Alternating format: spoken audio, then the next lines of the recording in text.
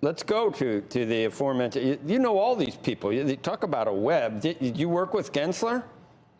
I worked with Gary in Hong Kong at Goldman Sachs. I did. See, all you guys are it's very incestuous. Anyway, the Journal, Gary Gensler's Bitcoin land grab. What's happening? What is the rationale about a spot ETF when you've seen ETP sponsors and others where it seems to be working pretty well? Journal seems to say that if he can't be in charge, if it's not going to be under him, he's just not going to let it happen. Yeah, listen, I know Gary. I taught his class once at MIT. He's a very smart guy. When he went in, I had great hope that he was going to be really positive for crypto. I think he has been very cautious and worried, and I'm guessing this sell-off only emboldens him. And it's been frustrating. Listen, I don't want to overcomment. We're with the SEC right now in our S1, S4. It's been a long and grueling process for all the crypto companies trying to get through. Very different than the Jay Clayton administration. And so, yeah, he has not been the prince of crypto as what everyone was hoping for when he came in, because he does understand it. Welcome to the Crypto Teacher. And guys, I come back with that video just to make you think. And we see Mike Novogratz and Gary Gensler was together at Goldman Sachs. But guys, we know as always the same puppets that the NWO moves around in order to get to their agenda. They are just using Sam Bankman-Fried in order to buy up the ones that they want. Remember, they're going to pick the winners and losers. We have over 20,000 cryptos, guys.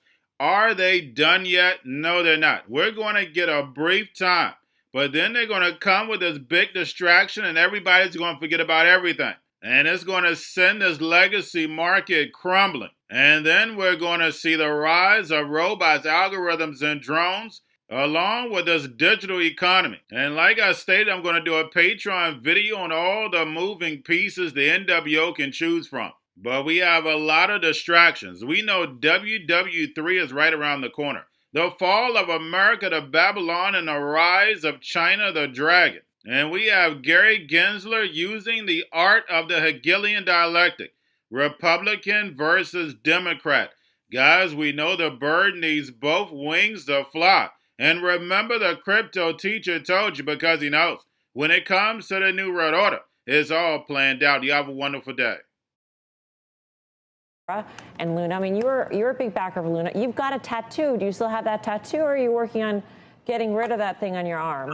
I still have a tattoo. It's a good reminder that you're not always right. But the point being that so many of these players that you're talking about that had too much leverage were all in on this particular stable coin, this algorithmic so-called stable coin, and the sister token that had a spectacular collapse. I mean, the risk was concentrated in that way as well. What we saw, and I think what hopefully doesn't repeat itself next cycle, is a horrific breakdown in risk management at companies that you would have assumed would have understood what risk management was. Listen, there are hundreds of tokens. Some are going to win and some are going to lose. And to have huge concentrations of loans, or it was just greed. Right? People got into the UST because they were providing 18%. You don't get 18% for no risk. And, that stablecoin ended up not working. Losing a small amount of money is reasonable. Losing your shirt is unreasonable. And, and it's the same thing with loans to Three Arrows Capital. Having them as a counterparty, reasonably thought they were a reasonable counterparty. Mm-hmm. Betting the farm on it, not reasonable. So if you sort of draw this argument out and follow it to its logical conclusion, Mike, I mean, isn't there inherent risk in having a single player in the crypto industry, regardless of whether it's Sam Bankman-Fried or somebody else? Or Gary Gensler. Or whoever. We want to ask him about that, concentrated presence across the industry here. The risk being that, he makes a bad investment. Let's keep it in perspective. Crypto is still close to $1 billion industry, and Sam Bankman-Fried's total holdings is a fraction of that. And so while he's a charismatic player and he's an important player in this moment, relative to the whole crypto space, he's just not that big. Well, I thought, okay, so you got Cornelius Vanderbilt, 1873. There was no government bailout. J.P. Morgan, 1907. These were like centralized institutions. I thought DeFi was like decentralized. Why do we want one guy involved in all these things in something that supposedly that's the whole appeal of it, is that it's decentralized? You absolutely don't in the long run, right? And what you saw through this process was the decentralized lending platforms like Compound or Aave, they functioned the way they were supposed to, right? There was transparency. You saw who was getting stopped out and when and why. It was the centralized. Look at Celsius, for example. No one knew how much leverage they had, or 3 Hours Capital. I mean, quite frankly, I think when all is said and done, there will be accusations and prosecutions for fraud. There will be, gross misconduct in some of these companies when you just look at the amount of both leverage and interlending that went on.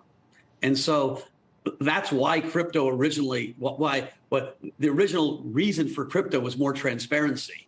And ironically, we had centralized organizations, on top of all the crypto. And that's where most of the problems showed up.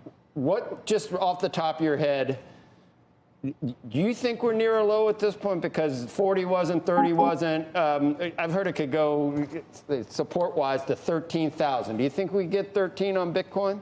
I don't. Listen, this though was a kind of a tale as old as time. And when the water, went out of the tide went out, what we saw was lots and lots of excessive leverage at centralized crypto companies, ironically, not online companies, not on-chain companies, guys like Celsius, 3 Arrows, BlockFi, that just had unbelievable amounts of leverage.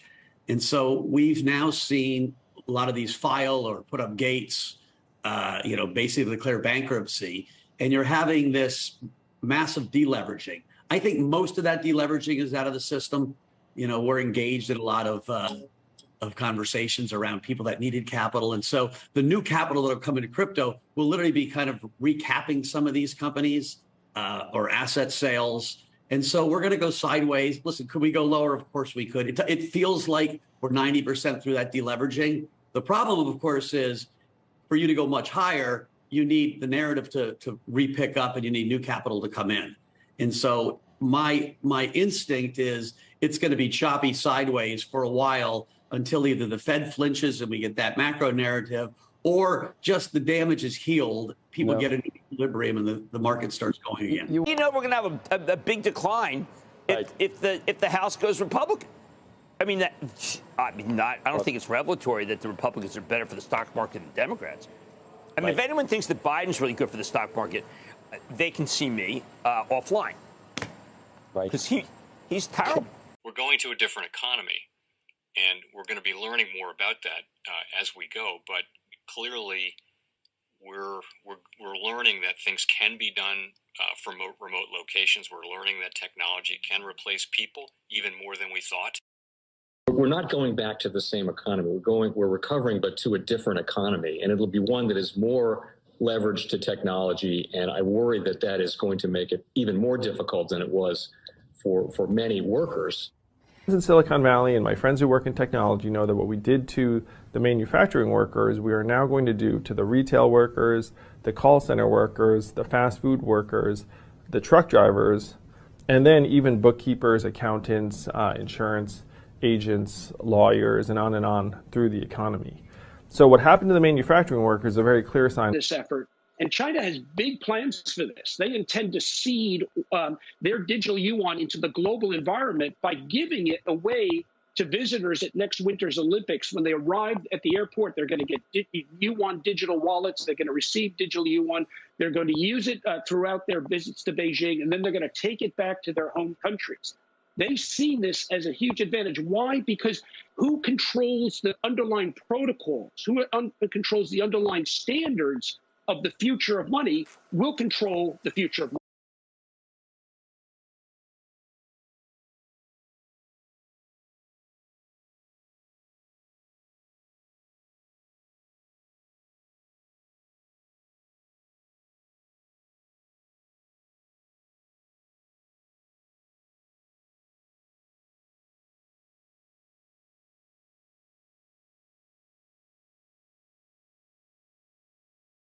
most powerful person in the world is the storyteller. The storyteller sets the vision, values, and agenda of an entire generation to come. Steve Jobs. And guys, you know I truly believe in this. When you look at the New World Order, they're the storytellers. And that's the reason why I wrote my New World Order book. But guys, now it's time to change the current generation. And I wrote 3 kids' books. You know, I love the Trinity because I understand the power that's in it. So I have 3 books. We have an opportunity to change the generation, to educate, not just me, but I want to show you that I take action on a daily basis. And I want you to take action on a daily basis. Whether it's your job, whether it's in your community, we have an opportunity right now to educate the masses. I posted this on my Twitter account. Please share, but this is a short clip of the 3 books. There's going to be a clothing line and action figures. Please get these books for your kids, nephews, cousins, friends, so therefore we can start the re-education now. Because as we see, the 4th Industrial Revolution foundation is definitely here. Robots, algorithms, drones, taking humanity out the picture. We have to re-educate. But let's get into the video. Part 1. King Joshua and Grandma Tam save the village. Part 2. King Joshua and Grandma Tam save New York from COVID-33. Part 3. King Joshua and Grandma Tam goes to China. It's mandatory to get part 1, part 2, and part 3 of this series. It's time to re-educate Generation Z.